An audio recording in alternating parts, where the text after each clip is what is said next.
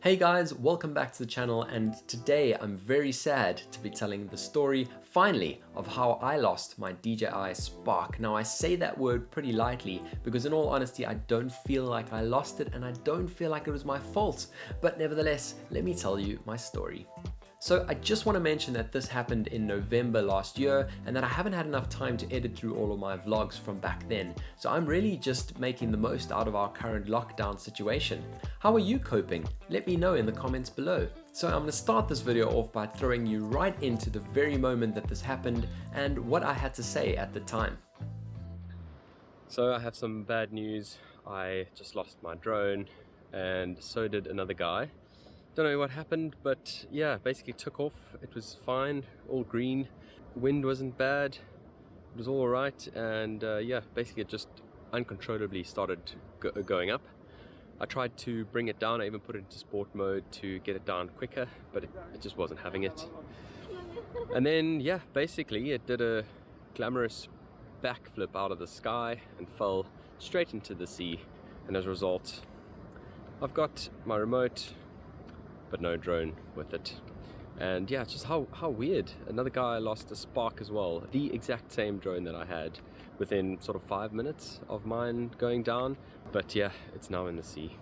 So I still have the DJI Go 4 app. Now in that app, it houses all of your flight records. So let's dive right into the flight that this actually happened. So as you can see, in terms of location, this is where my last vlog was filmed. This is in Madeira and a beautiful, beautiful hike called Ponta do Furado. I would highly recommend you do that hike and certainly check out my last video if you have some time after this.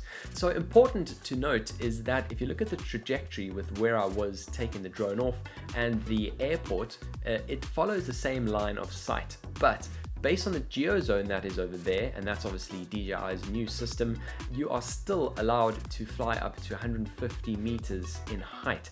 Now, I've never actually flown up to 150 meters, so I highly doubt that that is the altitude that I reached, but I suppose it's possible that's one of the points of the malfunction that happened in this case. So let's hit the play button on this flight record. I think important to note in the beginning is that there were no errors. So right in the beginning, you can see that little green message pop up on the left that the return to home location and GPS coordinates were recorded. That's important because obviously that rules out my GPS being an issue.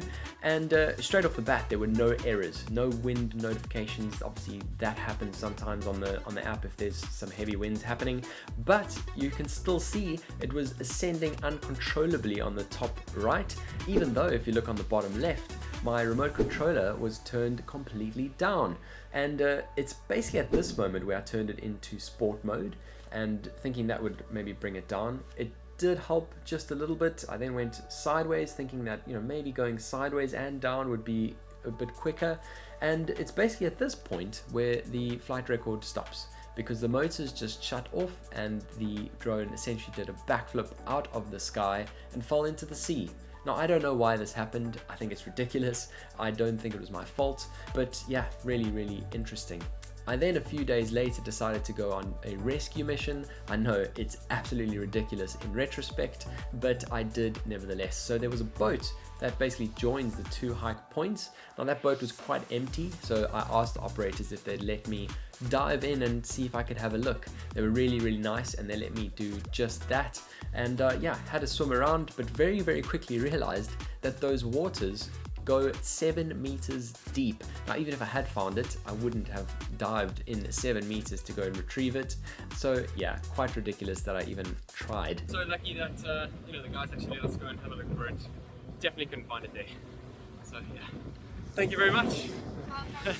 What I did see was some beautiful fish and basically uncharted waters. The operator told me afterwards that it's only the local fishermen who actually get to check out those waters, them and me. Looks like an elephant. Oh, Very cool elephant program are we going for? it's amazing actually. Yeah. Wow. In closing, let me just say that I absolutely loved the Spark and I still feel like I got some great value out of it in the 2 years that I owned it. I haven't reached out to DJI, to be honest. I wouldn't even know where to do that. But what do you think? Please let me know in the comments below if you think I have a case here. based on what you've seen. I have since purchased a Mavic Mini, which, to be completely honest, on the 3 times that I've flown it has been fairly average in terms of connectivity. It's actually disconnected on all of those occasions, and obviously that's now my top priority given that I'm scarred from what happened to my Spark. So even though the Mavic Mini has a much clearer image, for me, connectivity, the jury's still out. Hopefully some firmware updates will fix that, and once this lockdown situation is over, I'll be able to actually try it out again and see what I think. Thanks for watching this video. If you enjoyed the story, please hit the like button below. If you'd like to subscribe to my channel and follow me along on this journey that is life, please hit the subscribe button. And if you'd like to know when I post new content, hit the notification bell next to it. Thanks for watching, and we'll see you soon. Thank you very much for coming with us. If you want to make a trip with us, go and find Madeira Sea Motions. It's really beautiful trips.